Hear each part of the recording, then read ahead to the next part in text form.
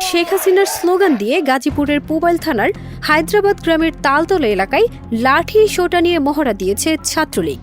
তাদের মহড়ার ভিডিও সামাজিক যোগাযোগ মাধ্যমে ছড়িয়ে পড়েছে।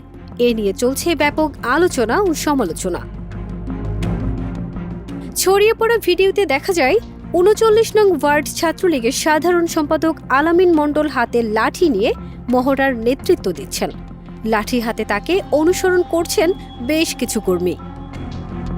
জানা যায়, গত শুক্রবার বিকেলে ছাত্রলীগের সাধারণ সম্পাদক আলামিন মণ্ডলের নেতৃত্বে লাঠি সোটা নিয়ে শতাধিক ছাত্রলীগ কর্মী জড়ো হয় এবং ছাত্রলীগ নেতা আলামিনের অফিসের সামনে বিভিন্ন স্লোগান দিতে থাকে।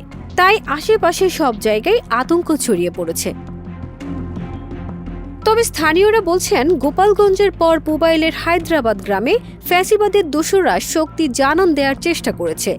তাদের লাঠি মহড়ায় সংঘর্ষের আশঙ্কায় জনমনে আতঙ্ক সৃষ্টি করছে। এ অবস্থায় কোনো অপ্রীতিকর ও অনাকাঙ্ক্ষিত ঘটনা যেন না ঘটে সে বিষয়ে আইনশৃঙ্খলা বাহিনীর সহযোগিতা চেয়েছেন এলাকাবাসী। জানা যায়, ওই গ্রামের আওয়ামী লীগ নেতাকর্মীরা গত ১৬ বছর আক্রমণাত্মক রাজনীতি করেছে। তাদের মামলা হামলার শিকার হয়েছে বিএনপি জামায়াতের নেতাকর্মীরা। দলটির উচ্ছৃঙ্খল নেতাকর্মীরা আবারও এক হওয়ার চেষ্টায় রয়েছে। ছাত্রলীগ নেতার লাঠি মহড়া সেই প্রচেষ্টারই অংশ।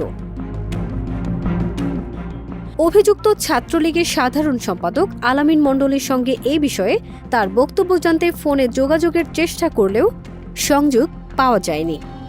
ফারজানা নিকিতা, দেশ রূপান্তর।